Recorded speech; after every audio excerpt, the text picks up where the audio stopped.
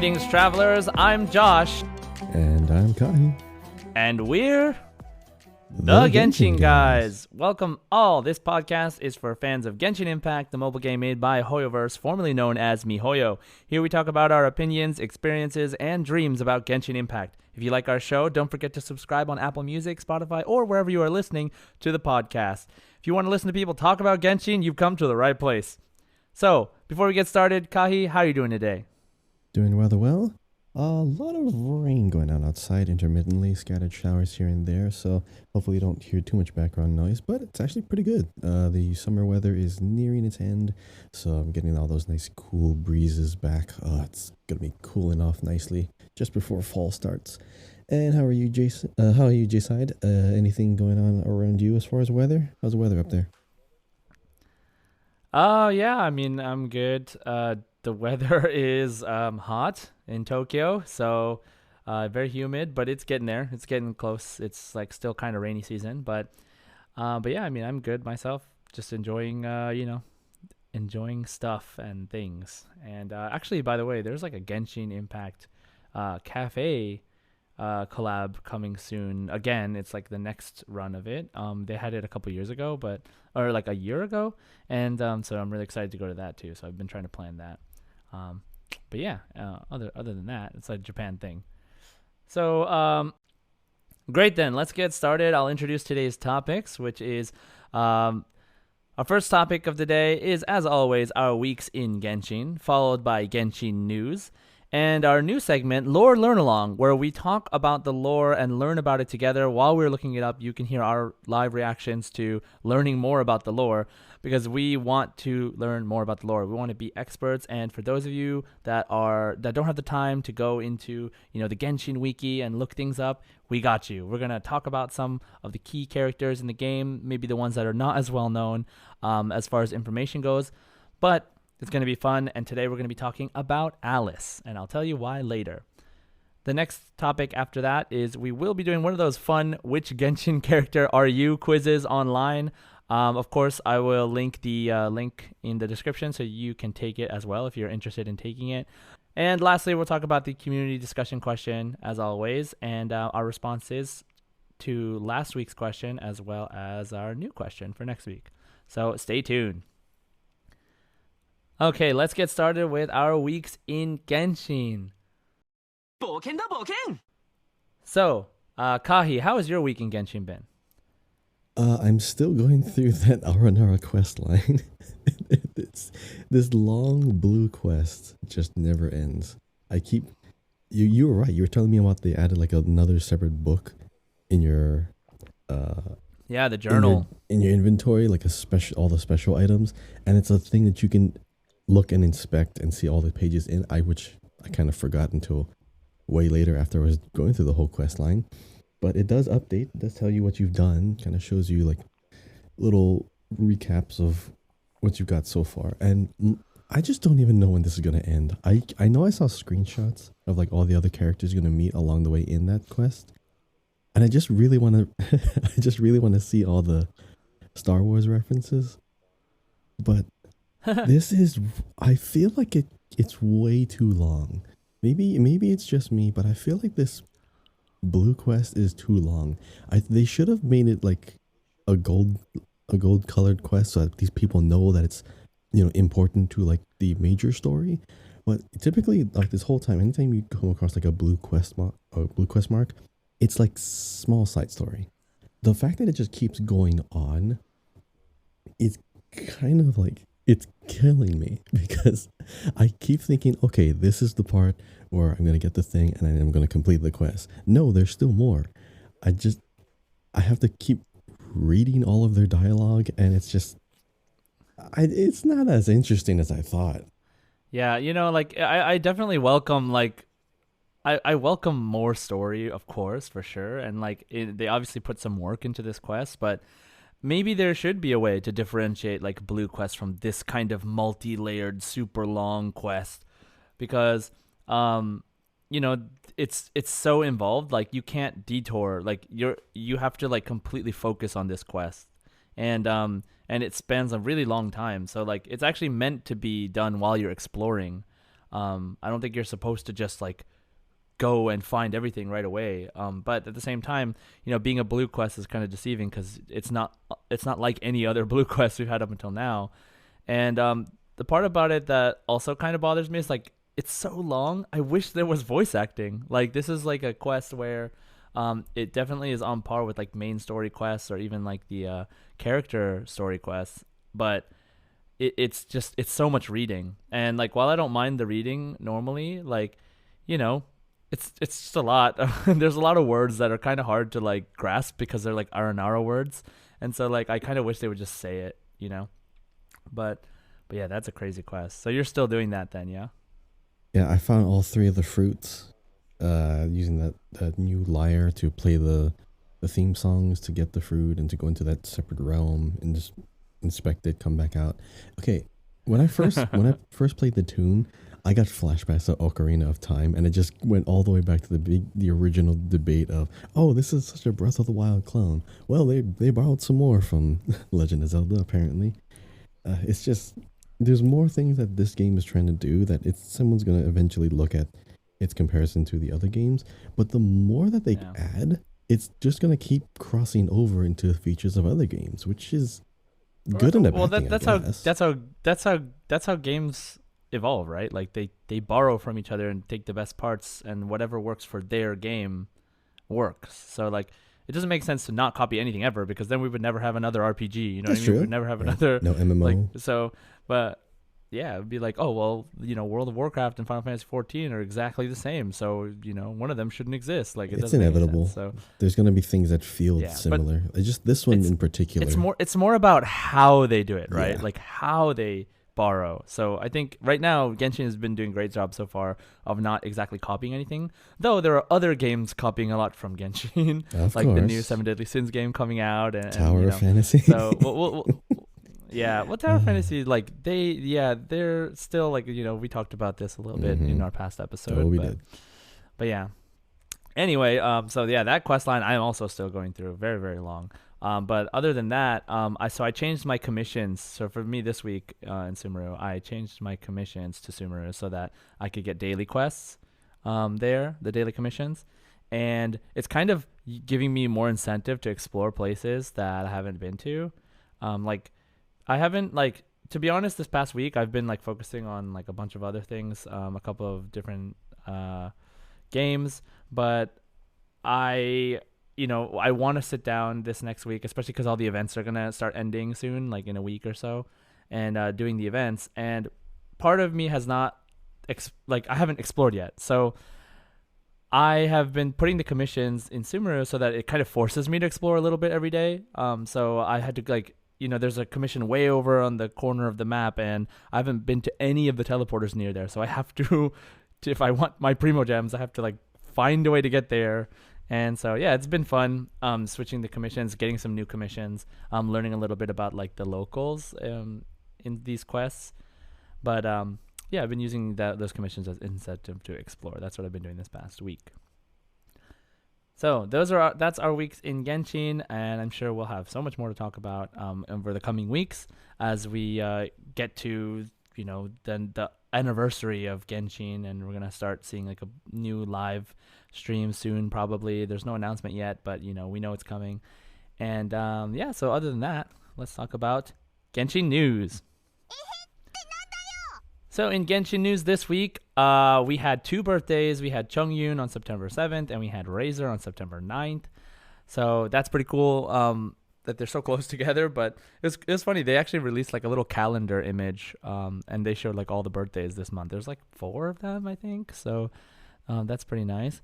There is a new banner with Ganyu. There's two 5-stars are Ganyu and Kokomi. And then there are Dori, Shincho, and Sucrose as the rate up 4 stars. Hey, did you Now, get there's Kokomi? also the weapon banner, of course. Oh, did I get Did you get Kokomi? No, not Kokomi? yet. I'm working on it. Working on it. Yeah. I didn't get Dori yet either.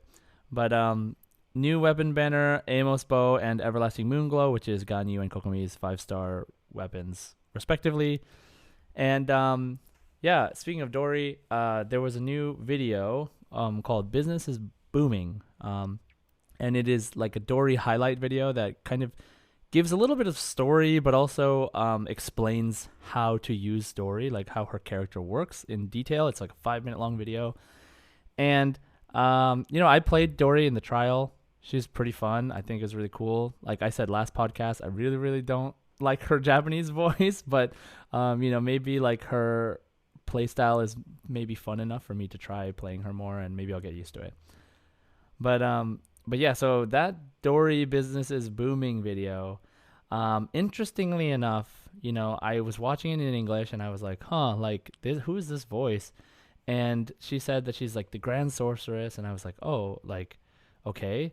And then they don't ever explain who it is. But then if I look into the Japanese one, in the Japanese Twitter, they post the name of the voice actress and who is also the voice actress for, or who is the voice actress for Klee.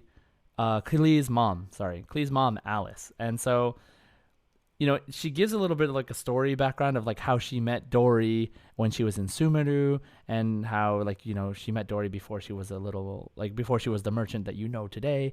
And she talks a lot about her history there. And so I was really curious about like, so this is Alice. So this is Klee's mom, and she knows a lot about Dory. Like, I wonder more about Alice, because we haven't really heard too much about her. Like, maybe in the event we heard about her a little bit from the past summer event. But it inspired me to want to learn more about Alice. And so I was reading the wiki page, and I was like, hey, we should do this together, which leads us into our next segment of the lore learn along. So lower learn along is, like I said earlier, we want to just, I'm going to basically read through the wiki. Kahi is going in blind. I'm going to be explaining stuff, and we're going to be talking about everything that's on here as much as we can. So so let's start our lower learn along segment. Osmanthus wine tastes the same as I remember. Okay, you ready, Kahi? Ready when you are. Okay, so I'm going to be using this wiki page of genshin-impact.fandom.com/wiki/Alice.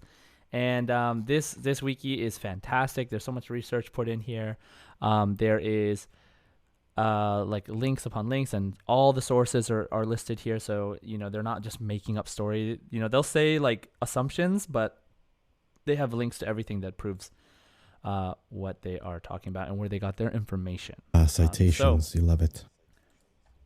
Yeah, I mean, I don't want to learn made up lore. You know what I mean? like it's either part of the game or it's not. So let's get started. So let's talk about Alice. So Alice is Klee's mother, as well as a famous adventurer who authored the Teyvat Travel Guide. She is a polymath whose skills include alchemy, astrology, engineering, magic, and medicine. Additionally, she is an elder within the Hexen Circle, an organization which both Mona and Mona's master also belong to. Okay, I'm gonna stop every like paragraph or so we can like talk about it really quickly. So the Hexen Circle, right? So Hexen Circle. Do you know what Hexen Circle is, Kahi? No, can you spell that for me? Because I want to know if it's like hex or some other type of word. It's hex. It's German, and it's HEXENZIRKEL, and it literally means circle of witches. In English, we would probably say a coven. Okay, cool. Yeah, and remember, it's like Mondstadian, so like they base a lot of their words in German. And the Hexen Circle is an organization of witches which conducts Irminsul explorations and gathers around for quote-unquote formal tea parties. Not all witches are members. Lisa, the Witch of the Purple Rose, explicitly denies her interest in the Hexen Circle. La Senora, who was once known as Crimson Witch of the Flame, has no ties to the Hexen Circle and takes great offense being called a witch at all. And since Lisa says that like their Hexen Circle about Mona, when she's talking about Mona, their Hexen Circle, Mona's master is also most likely a member of the circle, possibly an elder in the circle. So we don't know much about that yet, but we just know that it exists. Okay, and that Alice is an elder in the Hexen Circle as well. So While Alice has not yet been met in person, she was directly involved in setting up the version 1.6 event, Midsummer Island Adventure, and left a phonograph record with a message from her in the event for the event's attendees to find. She was also involved in sending the party to the Golden Apple Archipelago again in version 2.8's event Summertime Odyssey, although she does not seem to have a hand in the events that occur afterwards. So, right, and we know that from just playing through the event, right? Before, So, I think the first time Mona showed up, her story was we were trying to find like a certain box that was left by Mona's master, and then it was given to some other one that Mona kept calling the old hag. yeah, so Mona's master is the old hag. Oh, Mona's master is the old hag. Okay, but then Klee showed up Right. in that same storyline. So Klee's mom is not the old hag, is not her master. Two different people, right? Correct. And Okay. yes, and we go into that. And I also had a similar sentiment when I was reading through this. I was like, oh, yeah. So if I click on Mona's master here, so Mona's master is known as the Old Hag, is a master hydromancer. It appears Mona's greatest wish is to overtake her in hydromancy and become known as the world's greatest astrologer. She is also the friend and rival of Alice, a famous adventurer and powerful mage. She is only talented in astrology, while Alice is well versed in a variety of magical fields. So they're rivals actually, like in terms of like who's the best witch. Mona Right. and Alice? So no, Alice and Mona's master. Okay. I'm just going to call her the old hag because that's how I remember her. Yeah, okay, so Alice and the old hag are rivals. All right. So let's continue with the profile. So Alice is an adventurer who belongs to a long-lived race, right? And I think that this is like an elven race like Klee, because Klee has pointed ears, right? So Alice is an adventurer who belongs to a long-lived race and is at least 500 years old herself. She has allegedly seen the entire world and possibly even beyond, based on the description of Wings of Feasting, her reference to the Rubicon, and her narration of Aloy's collected miscellany in Daneslef's place. So remember, Daneslef usually does those like character description things. I could have sworn it was But D-Look, this but then time- it's Dainsleif. But yeah. Yeah, it was sounds similar. Daneslef, and then he did Aloy's and he did Dory. She did Aloy's and she did Dory's this time, right? So just backtrack a second. The Wings of Feasting. What exactly is the Wings of Feasting? It's a wind glider obtained through.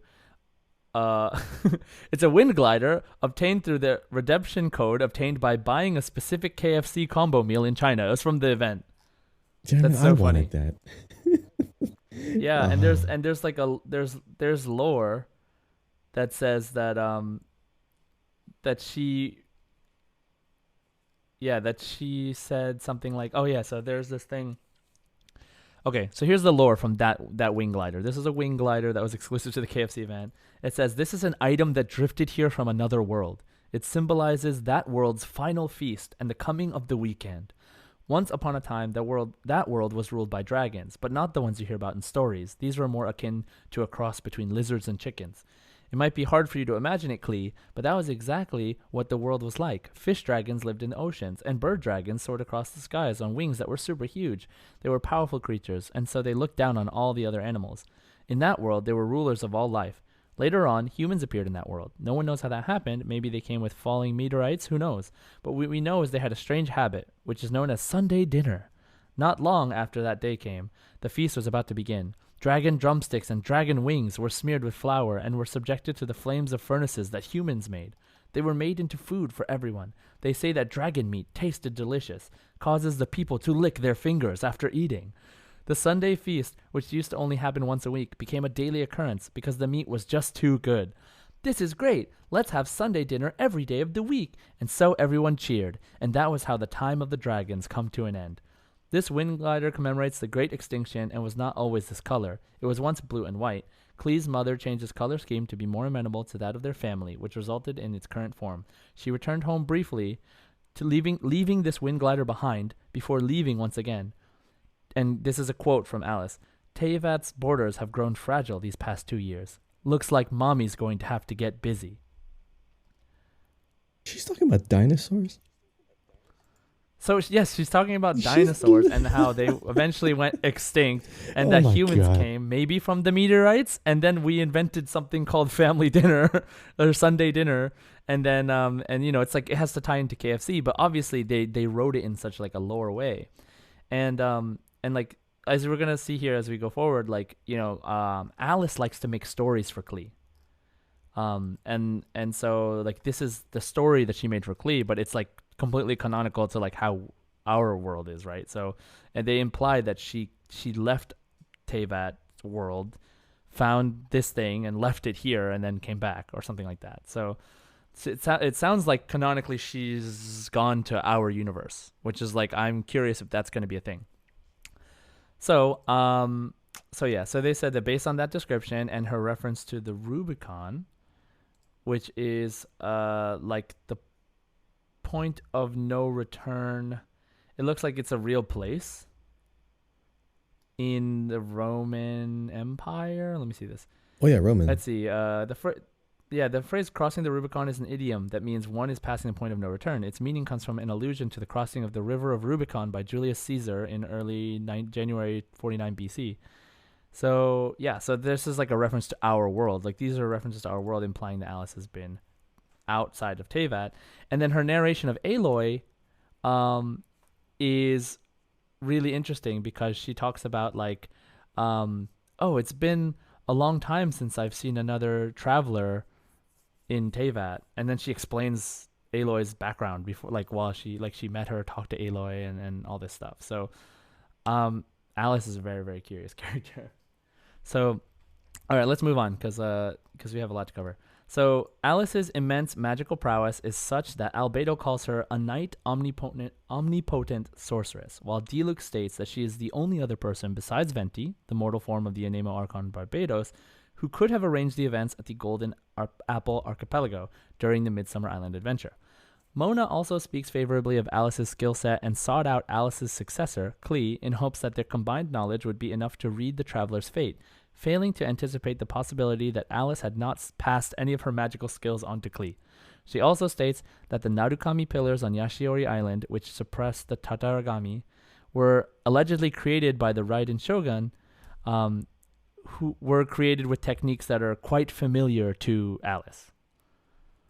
So just a bunch of little things here that just say that, like, she is a really powerful sorceress, right? So back up to her her race thing a while ago, because Alice and Klee, obviously they are from an actual separate race, kind of like how we have like the animal people, kind of like how we have the cat people. So Nahida's also the same thing. She has the same kind of ears, or Kusanali. So either her being an Archon has nothing to do with her aging, or she's just already of that race, which makes her live long anyways. Because apparently Klee and Alice can live long time already, right? Right, that's what it seems like. Okay, I'm going to actually get more into that as we talk about history, okay? Okay, so, but that's a good point, yeah. So Kusanali also has pointed ears. So let's see. Alice touts a number of skills and contributions to the world of Tevat, which includes, but is not limited to, astrology, alchemy, creating puzzles and hydro barriers throughout the Golden Apple Archipelago, explosives crafting, creating Dodoko, an explosive doll which he taught Klee how to make, inventing the phonograph, inventing the Tamari game, potion concocting, testing various scientific endeavors and engineering projects, although most of her known attempts ended in failure, and inventing a long-distance instant communication device, which we saw in the event. Right? So that's just an overview of her stuff, and then I'm going to talk about her personality real quick, and then we'll stop before we go into story, because the history part is like really, really important, and it's also the last segment. So personality. Alice is a free-spirited person who exercises little restraint and acts impulsively. She blew up parts of Storm Terror's lair because she felt that the ruins didn't seem ancient enough, and a concocted potion to cure Echo's stutter, only to leave him with the side effect of being able to imitate others around him. Okay, I want to talk about that real quick. This is really funny because there is a Millilith guard in Liyue who just imitates everything you say, and you're like, stop copying me, and he's like, stop copying me, and then you're like, bye, and he's like, bye, and apparently that is a result of Alice trying to fix his stutter, and it ended up making him only copy people around him. I could have What sworn the there was heck? I could have sworn there was like a bird in the what is it in Fischl's castle? I'm pretty sure one of those birds do the same thing. It might have been just like one Oh of my god, those so good. NPCs or off to the side, but I could have sworn there Yeah. was one that did Yeah, that. so you like you think like nothing of it, but like it's so weird that that's tied to Alice. You know what I mean? Like it's just like a random NPC that copies you. Like you think it's supposed to be funny, but actually Alice made him that way. You said Like they really think about these characters, like really. you said she invented the phonograph, right? Yeah. And she invented a communicator that can travel long distance. The you know like the communication device that they use in the past event to like contact Venti, and then she interferes with it. Yeah. All right. So the reason why I'm pointing that out is because that does say a lot about the technology in the current world. Like if she's this prestigious, mage, and she invented these seemingly like great inventions, but they're kind of basic compared to our human modern technology. I don't know if any other nations on the planet are going to be nearly as technologically advanced. So it's kind of a limiter in a way, but it helps you kind of see what the threshold is for how technology works in this world.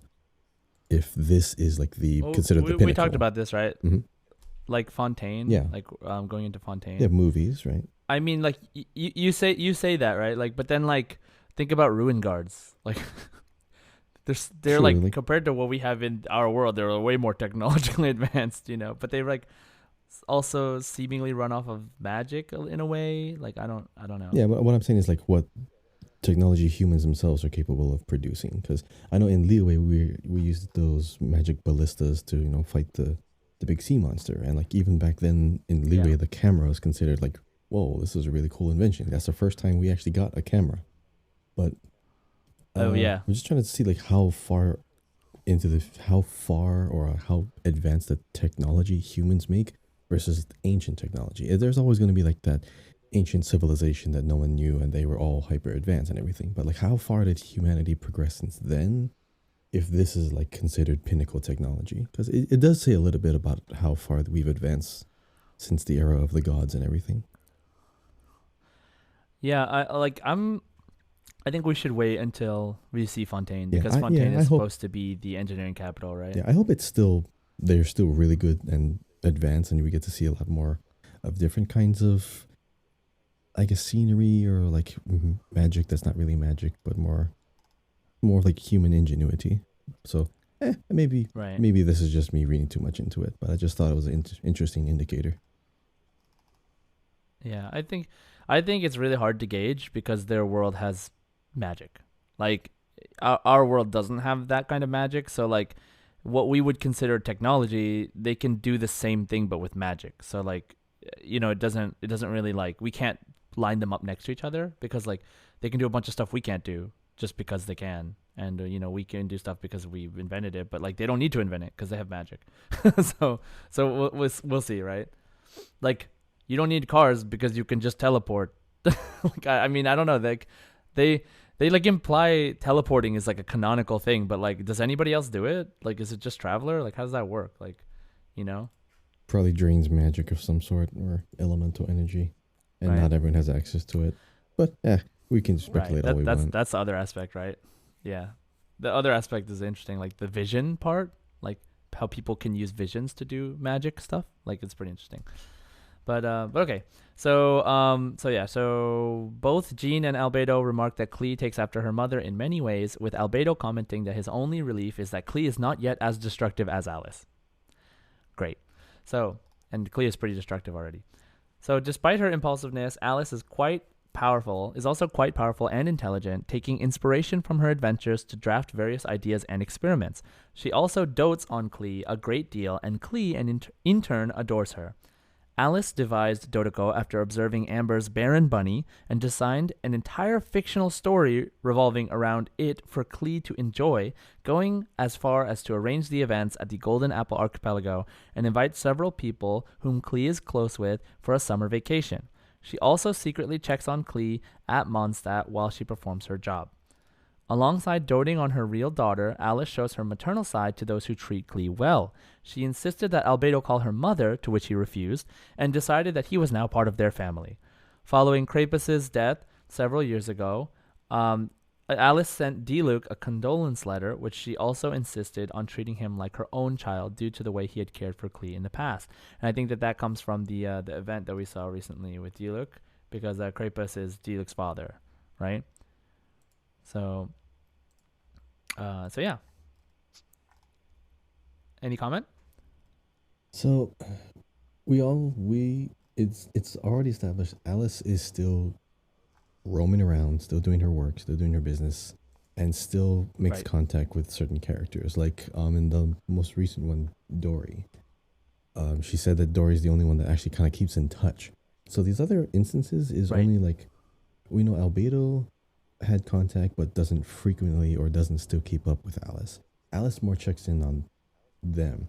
Dory actually keeps communicating to Alice, and Alice even supplies her with a bunch of, I guess, trinkets or gadgets that Dory sells in the market. So Dory might actually come back a lot in the future, because like we have people from the OA come forward. We have people from Inazuma that are still going to be making their appearances, but Dory's going to be the one that is a good avenue for bringing really weird tech into the picture, or like an explanation of why certain other technology exists out there, because Dory is going to be the one that sees it, that kind of, she's always involved in the underground black markets or in auctions, and so she's more familiar with all kinds of technology being passed around, whether legit or illegitimate. So that's still why I think she's the one that has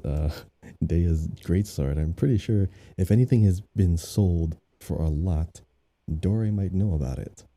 So she's a good recurring, character that can be used as some kind of justification for things just popping up out of nowhere. Yeah, because she's like well connected, right? So she could be, which is like, to my dismay, not liking her voice. Like, Still going on. we'll see how it goes.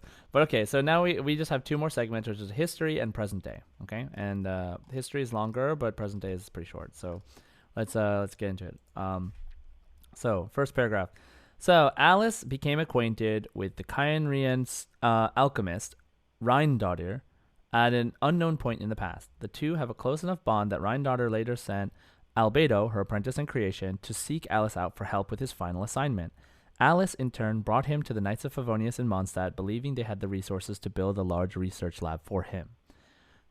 So, okay, so that's what happened. Any comment? What was the guy's name again? Rheindotter. It's kind of hard. It's like Rhine, like think German, right? RH like Rhine, and then daughter Dottir. Rheindotter. Yeah, I don't remember seeing that name. Yeah.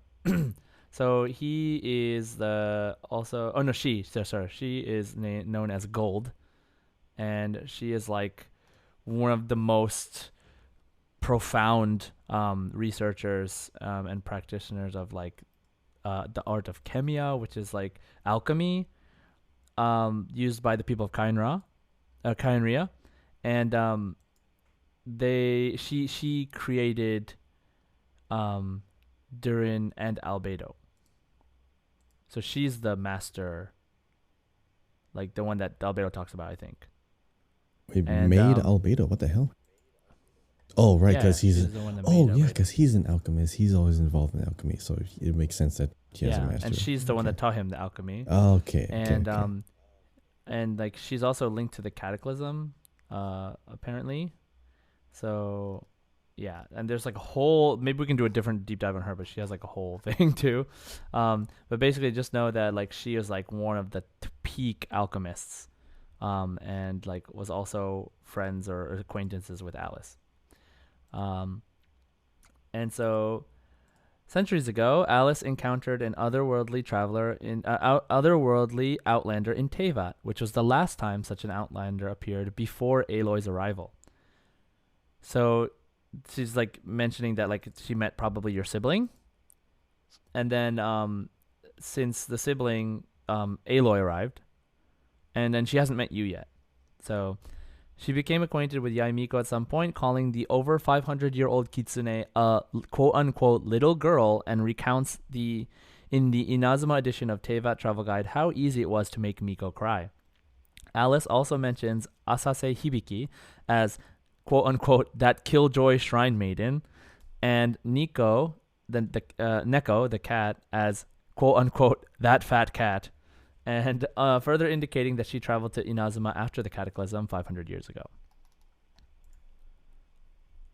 Any comment? How old was Yaimiko? I mean, how old is Yaimiko? I know that even them and Raiden Shogun, they're older than we think, but are they around the same age as Nahida? Because you're talking 500 years. That's a good question. So like, what does time even look like to these people? I don't know. This weirdly enough, there is no. Well, actually, hold on. Because I know there's characters that seem to transcend time itself because they just have that same look over the years. It's documented they look like that, and now they look like this now. But there has to be like some linear progression in age for at least some of the majority of the people on this planet. Of course, there's the exceptions. So then, who are the exceptions, and why are they the exceptions? So it's hard to like know like. Bennett could be 500 years old at this point now. So like, what's the standard here? Well, it sounds like, let's see. It sounds like Miko was a young girl 500 years ago, and that's all we know. So we don't actually know how old she is, but assuming that she looks the way she does now and 500 years ago she was a girl, she's probably around 600-ish. So, and I'm looking at a thing here that says, like, in contrast, Ganyu participated in the Archon War over 2,000 years ago. So, like, well, that's Adepti. So, Adepti or something else. Yeah, Adepti or something else. They have that background already. So, okay, so that happened, and Yaimiko's a little girl. And so 50 years ago, Alice made a pact with her friend and rival, Mona's master, so the old hag, resulting in Alice taking possession of her diary, which Alice in turn eventually left in Klee's care. That's the one, yeah. That's what Mona was looking for. That's what you're talking about, right? Mm-hmm. Exactly. Okay, at some point in time, Alice met Klee's father, another renowned adventurer during her travels. I have a feeling about that statement, by the way, that like maybe her father is the leader of the Knights of Favonius? ? Wait, so say that again. So Alice found Klee's father? Alice, at some point in time, met Klee's father, another renowned adventurer, during her travels. But Klee is a product of them, right? Not just... Yes, yeah. Okay. So, let me see here. So Klee has a voice line that's called About the Parents and says, "My mom and dad are the famousest travelers in Teyvat. My mom writes the Teyvat Travel Guide, so all the restaurants and hotels in the world cares what she thinks about them." So that's it. That's the only info we ever got on her dad. Is that she says my mom and dad are the most famous travelers in Teyvat, basically. So, I think that because they're making the Knights of Favonius the real Grandmaster, because Jean is the acting Grandmaster, right? And the real Grandmaster is what's his name? No, it was a woman. There's the Dandelion Knight. No, it's a guy. Really? It's a guy. That she ascended and became, ascended or whatever that name of that kind of thing is. But it's a guy. The guy that everyone's like, this guy's so good at fighting. Was it Child? I think we talked about it in another episode with Child. No. Here. Let me see. Varka, the current Grandmaster Varka, is out of Mondstadt on an expedition with his squad. He is the Knight of Boreas, and he is very, very strong. And every character that has a voice line about him says he's like he's nuts, like he's like super strong. So, Yeah, he we don't know, like we just know he's one of the strongest people in Mondstadt. Tartaglia calls him the Titan of the Knights of Favonius and hopes to one day face him in combat. Barbara says that there's nothing to worry about as long as he's leading the expedition, and Eula suspects that he had been intentionally holding back during a sparring session with her. So, um, yeah, so he just like this. He's like this really well liked guy who's like really strong, also rather carefree, and often leaves Jean to perform the actual duties required of his position while he goes out on expeditions. But Jean does not resent him for it, and Kaya says he appreciates Varka's attitude. So, and also I think he's the one that he brought in Razor. Um, Okay. he met Razor. He met Razor. That's it. He like helped raise him a little bit, I guess. Okay, so Vanessa is the name I was looking for. Vanessa, the original Dandelion Knight. Right. Not okay. Varka was like more recent one. I mean, Varka's the Varka's Grandmaster, right?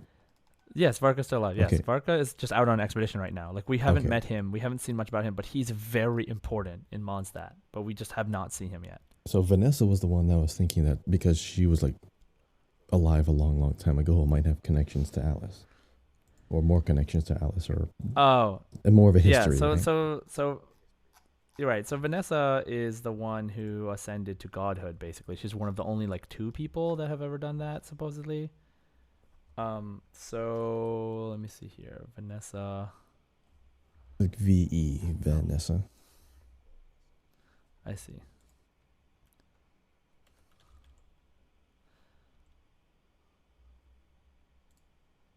Yeah, because when we were in Mondstadt, I remember Jean's story was like, following her around. She's trying to like figure out like what she wants to do, like what her work ethic is, and what her inspiration was, and her inheriting all this responsibility and titles. We had to pick like a nickname for her, and if you picked Dandelion Knight, that was like the correct one. You got like a really good interaction. But then if you pick like the Lion Knight or something else, you got something else that says that's not really like me. So she is the one who is. So she has red hair, and she is like supposedly part of the Pyro Nation. Like she was originally from the Pyro Nation. The Fire Nation. Sorry, that's the only thing I can think of. Yeah. Then the Pyro Nation attacked, right? So, So oh man, we could probably do a whole episode on her too, just because like there's not that much information, but like we could touch on some of these. Like we could like do a Knights of Favonius episode or something. But like she is really important and is really important for the story, I think. And I feel like we'll eventually see either her impact or her when we get to like the end game. But like I don't know, she's like one of those characters that seems like she's waiting for you at the end kind of thing. It's kind of nice. She's supposed to be like really strong. It's kind of good that there's a character that's just always looming in the background that is still kind of following you around or keeping tabs on like what's going on, or this ever present, being, just so that you have something to kind of chase or just look through. It helps keep the intrigue going, helps keep their interests. Also, it helps push the story along a little bit. Like there's one other person who's just out there investigating, and you're just doing your thing over here. So what are they investigating? So like, is there something else going on? It helps ask another question when you go to these new areas or just solve these little puzzles. Draws the more interest into the world itself. I see. So yeah, I mean, like every little thing, right? That like keeps us going in the story. So great. So hold on a second. Because there's other games that do this really well too. Like they introduce a character, or they have like a group, or they have this particular thing that is always going on in the world around you, even though you don't see it, even though you don't actually get to interact with it. Just the fact that something like that is around. Like in Destiny 2, there was always this talk about, oh, there's space dragons. And like for the entire first game, you never saw them. You just saw bones. And then the second game, they actually had a dragon appear in like the raid, and everyone was just losing their mind. So it's building up to moments like that. Like you have a character that's just always lurking, and then the more references to that character that come out, the more interested you are in the unfolding story, even though they're not even in the current story. It's like Alice. Yeah. Yeah, it's Alice, right? Like that's like, but there's so many characters like this in Genshin because Genshin's world is so vast. But it's great because they sprinkle little tidbits of information everywhere. Like, and like the thing is, like, most people will never see a lot of it. Like the tidbits of information because it's in like the Teyvat history guide. It's in like the voice line pages in the profile section. Like, like that's why this wiki is so great because people are like finding these information and gathering them and putting them all in one place, and they have all the sources. So, but yeah, okay, let's keep going because I don't want to do too long. But the next part is really interesting. So she met Klee's father during their travels. Then they had Klee decided to stay in Mondstadt for a while to raise her. Around this time, Albedo sought her out at Ryan Durder's behest, leading Alice to take the boy in and insist on treating each other as a real family, further insisting that Albedo referred to her as mother. Alice also imparted Barbara with the Idol magazine, inspiring the young deaconess to become an idol for Alice's Teyvat Idols group, although the group never came to fruition due to recruitment troubles. So, and then if I like click on Barbara's character story magazine thing here, it's like Alice's Idol magazine. So like literally Alice brought her Idol magazine from our world. like that's like what it's saying. Wait, there is a magazine that exists in the game that came from our world? No, so Okay. Barbara has like a voice line, Hmm. I think. Here I'm looking at Barbara's. It's in Barbara's character story. So it's like, the first time Barbara heard this, like, so it's like it starts out like ... idol, and it says the first time Barbara heard this strange world, she was visibly confused. But aren't the 7 the ones that people are supposed to worship? And Alice is like, yes, but not exclusively, replied Alice, an elder of the Hexen Circle, as she groomed the young girl for stardom. Read this. It contains everything you'll need to know. And it says, Idol Magazine was the name of the assigned reading material. Barbara had no idea what world this magazine had come from, but by reading it, she found out that there was indeed such thing as an idol, and that it mainly involved working hard at getting everyone to like you. She also discovered that an outstanding idol is capable of not just bringing joy to themselves, but also spiritual healing to others through the power of song and dance. Barbara set out learning one new song after another, dancing to the beat as she went. Finally, she found happiness, and she found it in the smiling faces of others. Sometime later, when Alice anxiously relayed to Barbara that plans for Teyvat idols were falling through, Barbara was starting to make a name for herself through her performances in Mondstadt. Well, if I'm the only one left, I guess you can leave it to me to define what it really means to be an idol. Driven by this ever so slightly selfish ambition to spread joy and healing to others, Barbara is slyly swatting up on new tunes behind the scenes to this very day. Okay, I knew that she found and read a magazine, and that's what kind of spurred her to be an idol. I didn't know Alice gave her the magazine. Yeah, and it's like, and she said, I don't know what world this magazine came from. So I thought she just found it like on the side of the road. What that implies to me is that like they can read English, like, or whatever language the world that magazine came from, and then so that's pretty interesting that Alice is the one that gave her the Ariel magazine.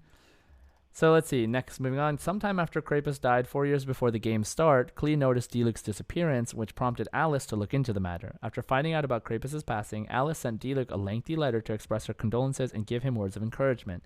3 years before the game's start, Alice and Klee's father went to travel somewhere quote-unquote dangerous and far away, and entrusted Klee to Albedo and the Knights of Favonius. Alice began writing the Teyvat travel guide in the recent past, documenting notable areas and features in her travels, although its highly personal and subjective writing style make the work read more like her personal diary rather than an actual travel guide. The Mondstadt and Liyue editions began circulating some time ago, as Jifang of the Wanwen Bookhouse claims the Liyue edition has been out of print for some time due to its unpopularity. So for the Liyue edition, right? I remember that in a quest. The Mondstadt edition was likely written shortly after Alice's arrival in Mondstadt, before raising Klee. During that time, she observed Amber's Baron Bunny and was inspired to build an explosive doll, which eventually became known as Dodoko. She also became known for performing aerobatic stunts after launching herself with an Anemo slime, only to receive a gliding violation from Jean. While writing the Alice, or Liyue was that edition, Amber? I thought Amber did that. Alice. Huh. No, Alice did that. While writing the Liyue edition, Alice became acquainted with Zhongli, who she described as the sternest person she knows. She also cured Echo of his stutter, but the potion's side effects caused him to be compelled to perfectly imitate those around him, which he is still afflicted by to this day. While the Inazuma edition was first published during the Irodori Festival, its contents set Alice's experiences as occurring shortly before the outbreak of war a year ago. She attempted to recruit Kamisato Ayaka for Teyvat Idols, only to be rebuffed at least 6 times, and befriended Yoimiya. That's what it says. Oh my god, Ayaka would have been an idol. Oh my god, that Kind would of have been makes so great. sense, but Yo, like, Yoimiya is basically an idol. Like, she could be an idol, 100%. yeah, but Ayaka can dance. That's true, actually. That makes sense. So, last section is present day. Shortly before the events of version 1.6, Alice found the Golden Apple Archipelago and thought of Klee. As a gift to her and the people who were taking care of her, she decided to dress up the islands, leaving behind various gadgets and games to turn it into a summer park for everyone to enjoy. In order to get everyone to come, she concocted a plan of leaving behind threatening letters, encouraging them to go to the island to deal with a fictional enemy called Dodo King. However, once the last puzzle was dealt with, the truth was revealed through one of Alice's inventions, which she calls the Alice Phonograph. She explained herself and the island and that she was already exploring another area in Teyvat. Sometime later, Alice returned to Mondstadt to visit Klee. During the trip, she ran into Venti and gave him a Dodo communication device to give to a friend of his, which he would give to the traveler. The end. That's all we have. And that's when Nahida started to talk to us telepathically, right? Right. So, like, yes, exactly. There was that's the implication, right, that we know so far. But yeah, so that's cool. And yeah, so Alice is like really interesting. She has ties to almost every major character and event, and I'm really excited for her reveal eventually. I think they're gonna make it like a huge deal. I really hope she's playable. I don't see why she wouldn't be, but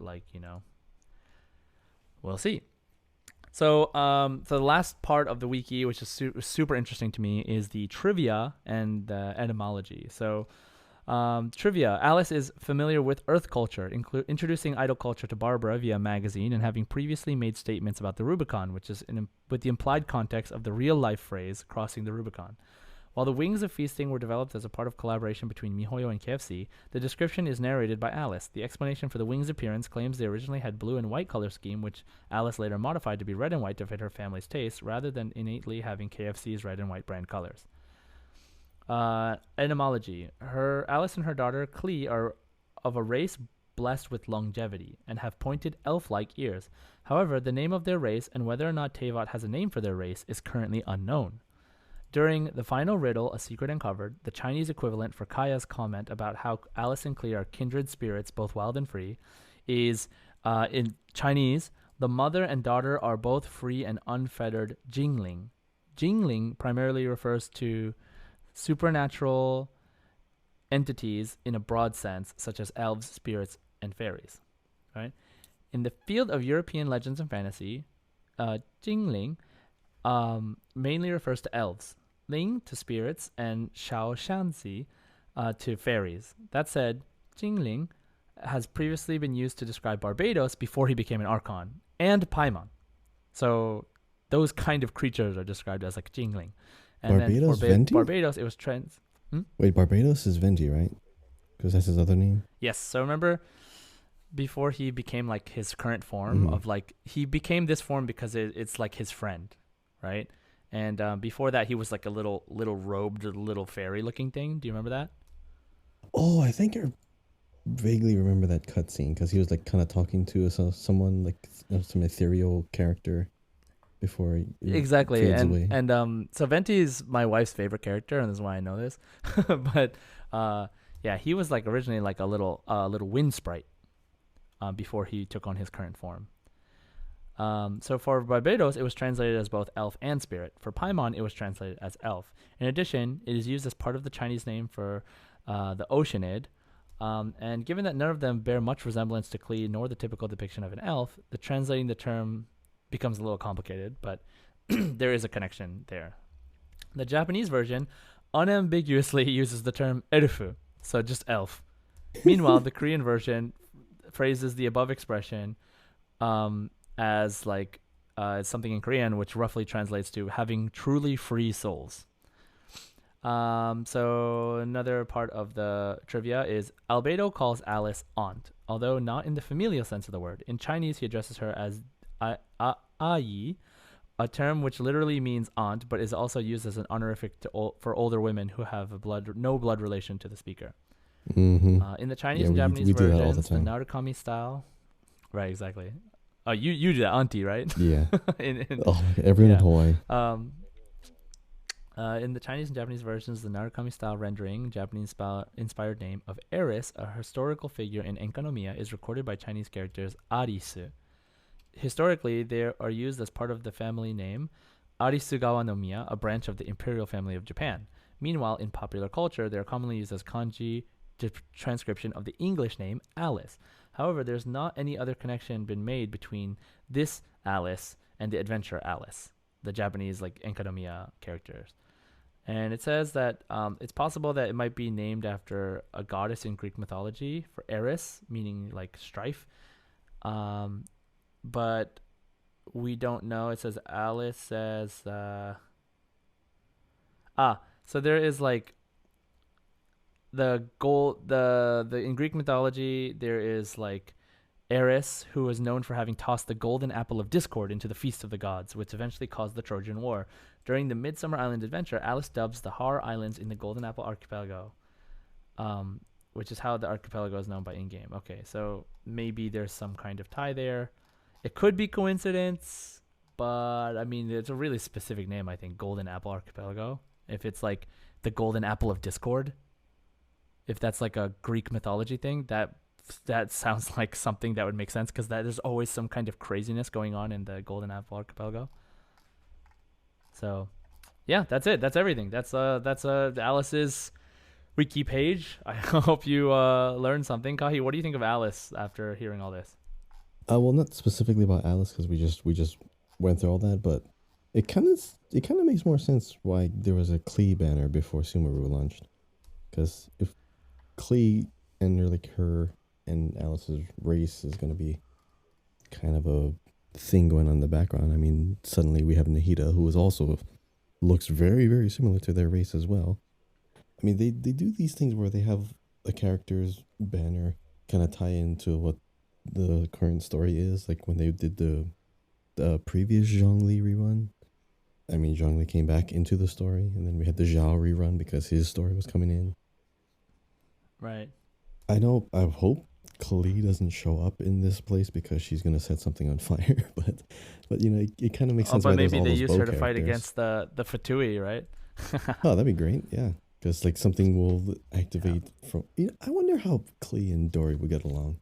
Like she would just be all amazed at all the gadgets that she has, and then she talks about like, "Oh, wait, your mom is Alice? I know Alice." That'd be really cool. She probably knows her. Mm-hmm. She probably knows her already. Maybe. Right? Just knowing the information Dory knows. But yeah, I feel like she would be like, "Don't touch stuff." Probably.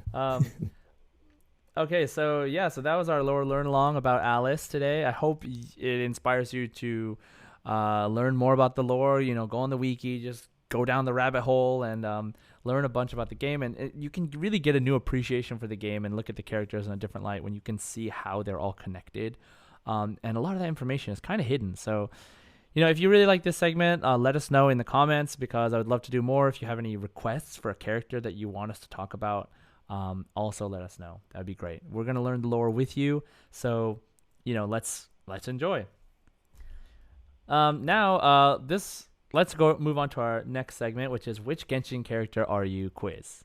Okay, so I'm gonna do the quiz on the computer. The quiz is gonna be at arealme.com, and I'll post a link later if you want to do it yourself. But Kahi, I'll ask you questions, give you the answers, and I want you to pick, and then we'll see what character you are, and then I'll do mine. Okay? Alrighty. Okay, so which Genshin Impact character are you quiz? Start. Alright, Kahi, if there was an opportunity to go on an adventure in an unknown world, would you A, go by yourself, B, go along with a friend, Or C, go along with a family member or lover.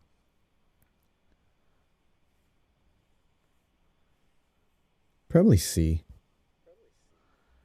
Go along with a family member or lover? Yeah. Okay. Which of these magical items would you wish to have?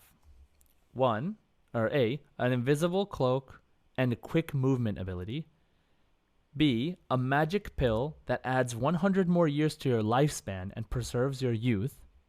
Or C, a helmet that greatly boosts intelligence and creativity.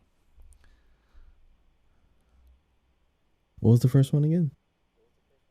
Invisible cloak and quick movement ability. Magic pill that adds 100 years to your lifespan and preserves your youth. Helmet that greatly boosts intelligence and creativity. Probably preserves the youth, but I kind of know what kind of characters they're gonna lead me towards. But yeah, maybe the pill. Well, we'll see. We'll see. Okay. The animal that you would have as your guardian deity: fox, eagle, or leopard? Fox. In your opinion, this is much more important. Ideals, freedom. Family, stable livelihood. Interests, quality of life. ABC. Oh, this is tricky. I have to put one above A the is other. ideals and freedom. B is family, stable livelihood. And C is interests, quality of life. Which is most important? I'd say quality of life. Okay. After 10 years of suffering, a wish can be granted after defeating the dragon. What would your wish be? 1. So you've suffered 10 years, right? And you've defeated the dragon, and you can be granted a wish. What would your wish be? A is be crowned as a king, lead the common folk into a happy life. B, be given a new identity, experience a new life. C, be with your beloved, spend your days peacefully and sweetly. C, easily. Okay. What kind of magic would you want to master? A, the art of summoning. B, the art of healing. C, the art of cursing. Probably healing. Healing. An evil witch casts a curse on you, and you have the option to select what it is. Your choice is A, irregular outbursts of manic and rage. B, incapable of hearing. C, loss of memories.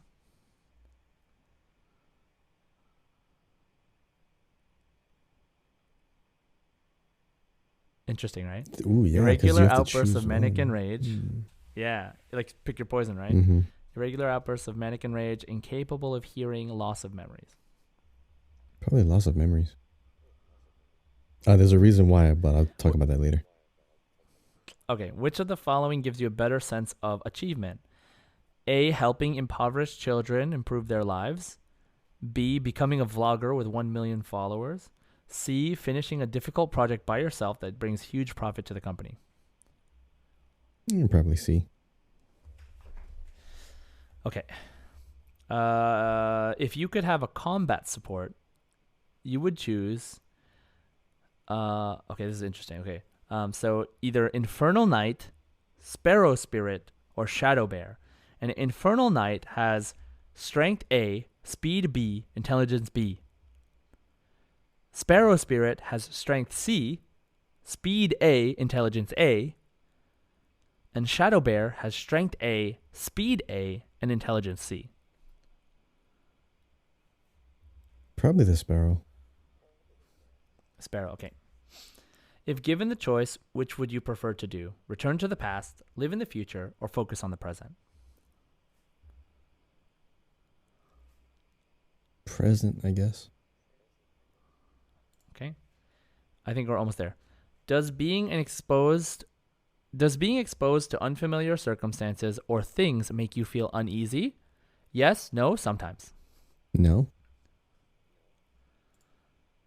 Which ability do you have more confidence in? Your performance, your intelligence, or your creativity? It's between intelligence and creativity. I'm going to say... I'll go with intelligence. Okay. Okay. Your character is Raiden Shogun. Oh, Yes. Yes.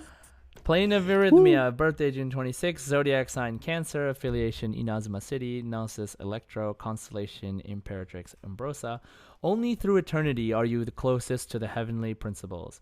Raiden Shogun, also known as A, is the younger sister and Kagemusha of the first Electro Archon Makoto. She has come all the way from the past, witnessing the heavy price Inazuma has paid that led to this day. You and A have similar personalities. You are more composed and thoughtful than your peers, so responsible and thoughtful that it makes you appear mature and firm, making it easy to be relied on. I like that answer. Interesting. Mm. Although, All right, my turn. Ready? wait, before we go on the memory thing, there's a reason why I picked that. You get to have that first experience again. Like, you watch something, you're like, man, I wish I could watch that over and just have that same kind of like reaction or that same kind of like awestruck, watching something for the first time, tasting something for the first time, getting to relive that awesome first experience over and over again. Yeah, but you wouldn't know that it's your first time. But I could document it. The thing is, I could still have that genuine reaction to like a piece of food or like watching a show. I could document that kind of thing, but I still get to like watch the thing over and over again. I would be sad that the people I know I don't know anymore and they know me and they're like, it's like I left them behind, but I'm still there. Well, here's the thing. You can still, the more you mature, the more you learn, the more wise you grow, you can still present yourself nicely. You can even talk to the people as it's not so much like being senile, but like you're not losing literally everything that it's not like a degenerative like memory defect. It doesn't say. Well, of course it doesn't say, but we don't know how severe that thing is going to be. But if you had to choose, right, exactly.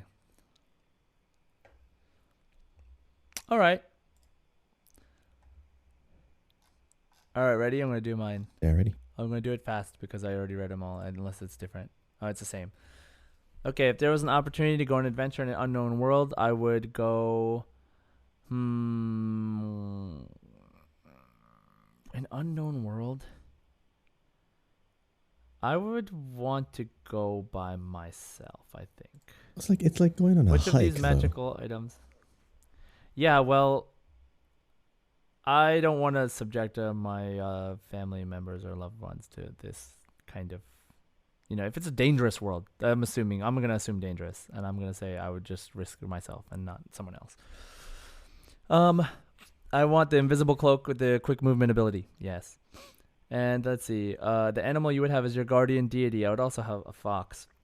In your opinion, this is much more important. Ideals, freedom, family, stable livelihood, interest, quality of life. I also think that interest, quality of life is really important. Yeah, I think so.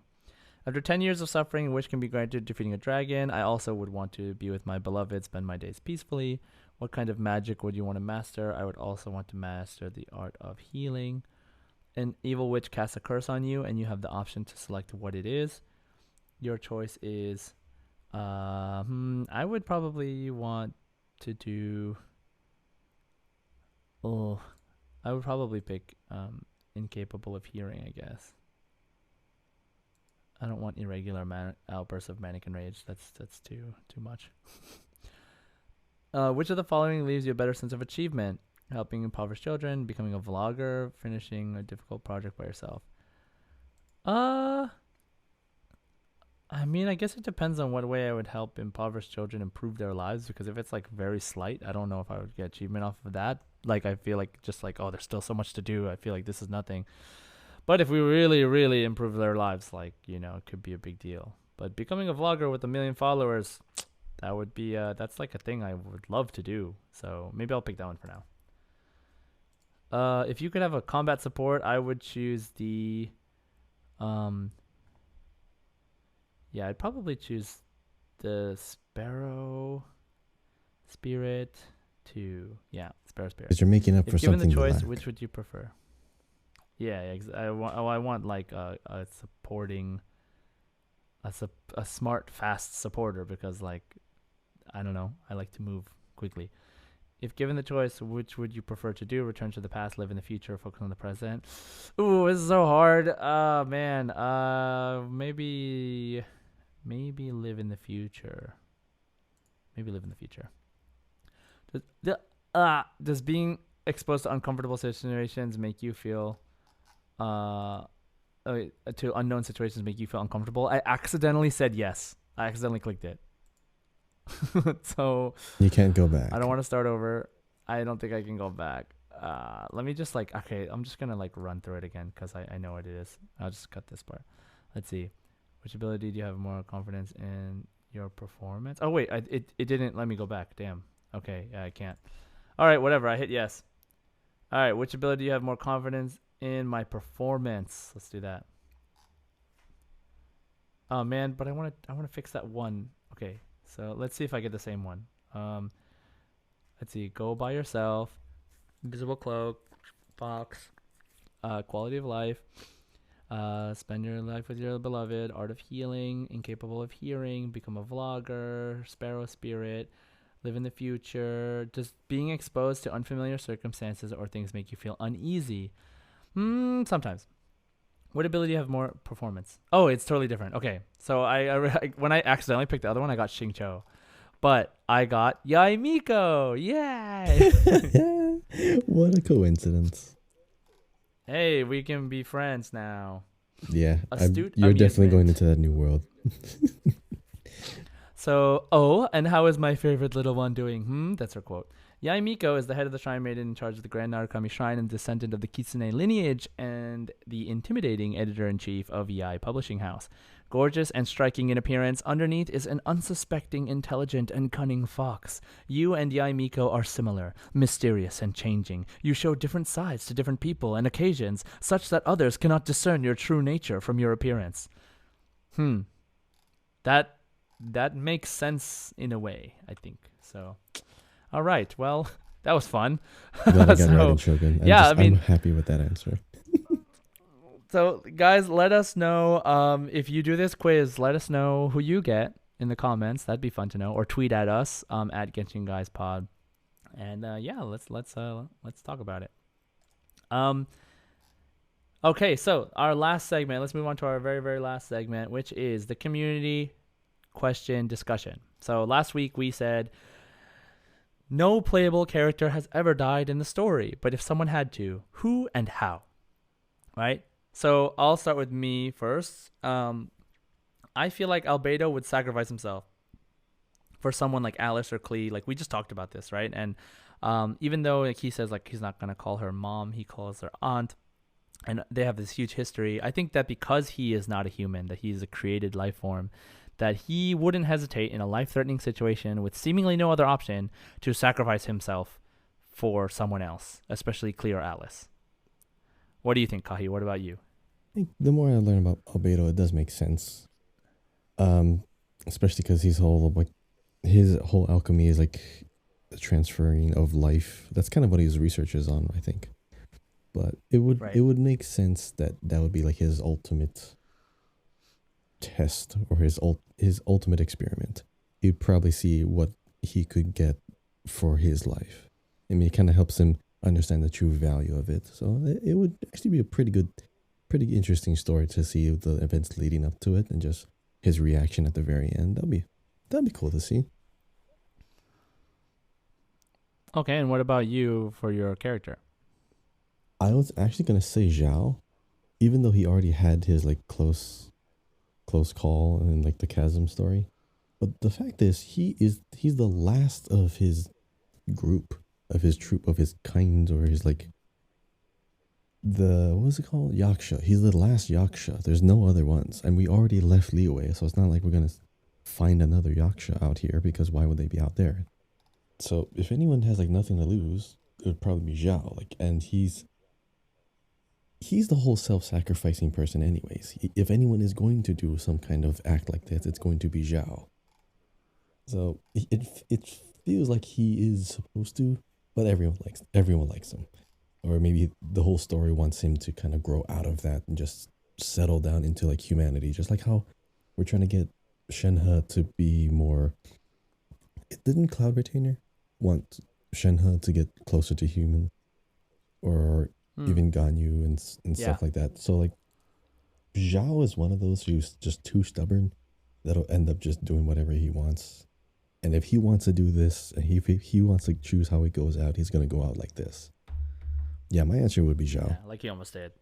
He wanted to, I think, too. Yeah. I mean, he found out that literally all of his, he found out what happened to his last companion. His So comrades, that right? sucks. Yeah. All right. So, Zhao, Albedo. So now for the community answers, we had Datsu8th say, if it had to be one, it would probably be Bennett, my favorite boy. Sorry. Bennett would be unlucky and probably offer his life to save the traveler or someone else because he's loyal. Yep, that checks out. I think that makes a lot of sense. Pimzo Balto. Lisa is according to some lore. I think she was cursed or she's sick. Definitely one of those. No. Hopefully not. No, Lisa, don't die. Yeah. You don't she's even get really enough good of at her in the hiding story. it. I really think she's going to show up during the Sumeru arc, like at some She point. better. So At the end, yeah. she'll be like the anti-doctor. She's gonna like come in and just swoop. She's gonna interact with one of the harbingers or something. That'd be great. And Martin says, child, because he's mean and I don't like him. The way that he died is Saritsa got very mad at him and killed him. Okay.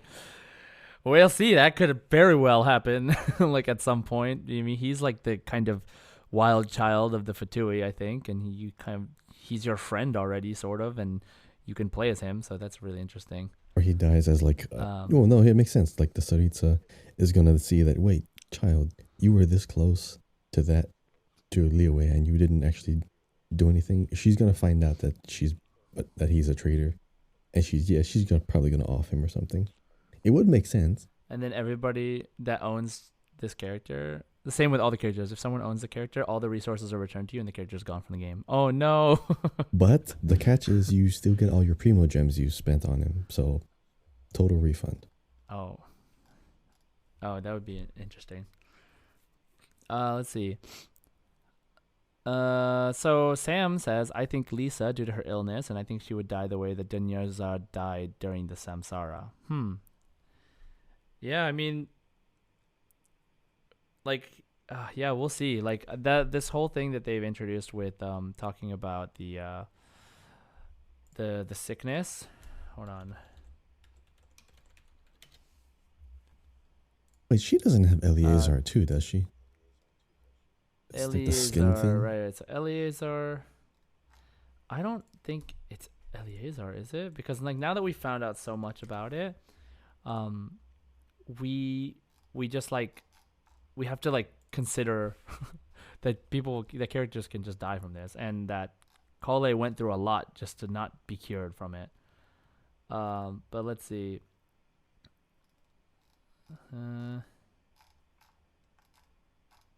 What is her sickness?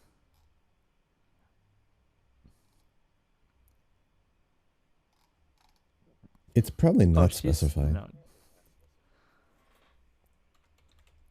Because Sumeru was the first time we even heard of a very specific kind of disease and named it. So if anything was hinted to Lisa way back then, this whole time, I mean, it's probably not going to be anything concrete. I mean, I'm looking here and I don't see anything. I don't remember them talking about this, but oh my god, I love this story. Oh my god, we need to do an episode on Lisa because there's a story of how she got her vision, and it's just yeah. Okay, anyway, I don't see it, but if that's the case, well, I'll look into that. But like, if that's the case, then I mean, it seems like it's possible. Let's see, Nathaniel. I think Child will die because if we fight him and he uses his foul legacy form, it might kill him, and we do an extra damage with Traveler, so he'll probably die. Yeah, like, you know, there was that whole talk of him like when you use the delusions, like right, what happened to that guy in Watatsumi, right? Like he was dying because of the vision. I mean, because of the delusion, and I think he died, right? He just got really old before he overused it. He didn't die. Right. Okay. Yeah. Well, so like that story, you know, that could happen to someone like Child too, technically. Blueberry Muffin, maybe Albedo or Kaya, but I don't really know. Albedo because of Susbedo, and Kaya because he is from Kainria. Rip to the Senor remains, or more those who wanted to main her. Yeah. I mean, yeah, Albedo has the primordial Albedo who is like trying to take over his life in that one event. He tried to like replace him, and Kaya, is exotic and is implied that he might have ties to Kai and Ria, and obviously he's adopted into Deluxe family, so we don't know his actual history. But yeah, man, maybe we should do a deep dive into like we should do a deep dive into Amber, Kaya, and Lisa. That'd be a fun episode. But yeah, so yeah, we'll see what happens. Akini Thomas says Kazuha sadly dies mirroring his friend and dying fighting for a cause that he strongly believes in. Yeah, during all these stories with Kazuha that have come up recently, it really just seems like they're like preparing for Kazuha to die a really sad death or something. Like, I don't know. They just talk about his background so much. I think he has a pretty like thick plot armor right now because he just inherited a sword that was true. Already like it was already going through like a really bad transformation stage, and he now just stopped it and now starting like a whole nother story between them, well, him and the sword. I forgot what the sword guy's name was, but it'd be weird to just suddenly off him and now the sword has no master. Yeah, well, that's what this whole question's about, right? It's not gonna happen. It's just like, what if it happened? How would it happen? Would be a good way. It mirrors like his old friend, right? Following in the footsteps. Right. Okay, and Give Goat says, I think that Albedo might die. My reasoning for this is that Albedo may lose it and destroy Mondstadt, and the main character may have to kill him in order to stop him. So they implied something like this before, right? That Albedo may destroy everything. Like, that was like something that they implied in the end of his last story quest. Yeah, I don't know how he was going to do it. Yeah. But I think it was probably related to the freezing, not so much his alchemy. Because like there's a whole reason Dragon Spine is like that.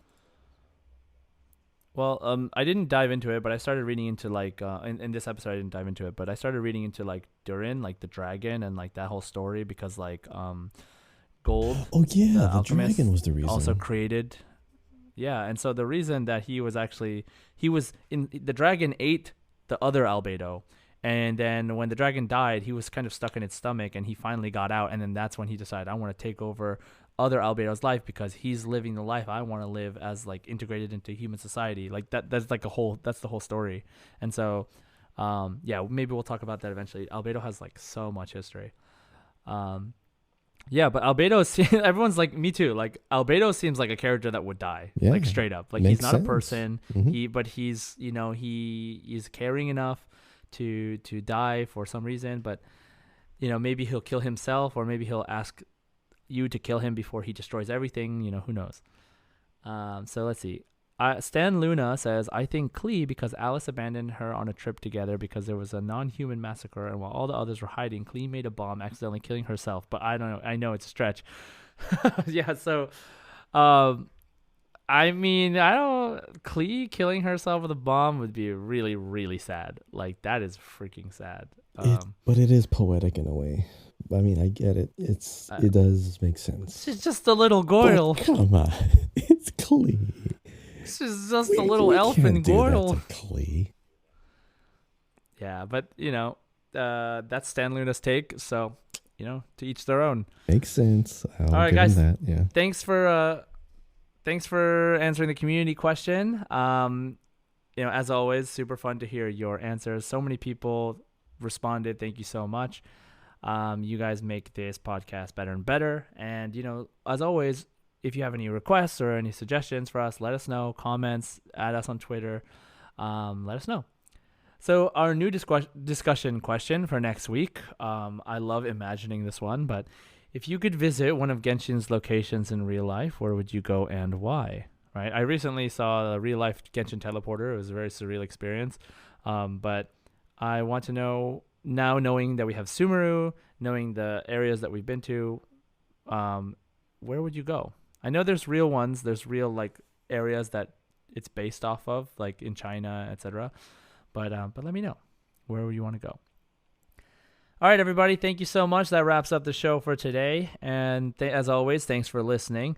Leave us a comment and a review. If you leave a 5-star review in the form of a question, we may answer it on the next episode of the podcast.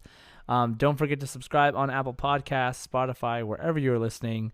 Follow us on Twitter, once again, at Genshin Guys Pod. Follow me on twitch.tv/jside. I stream pretty regularly Genshin, among other games.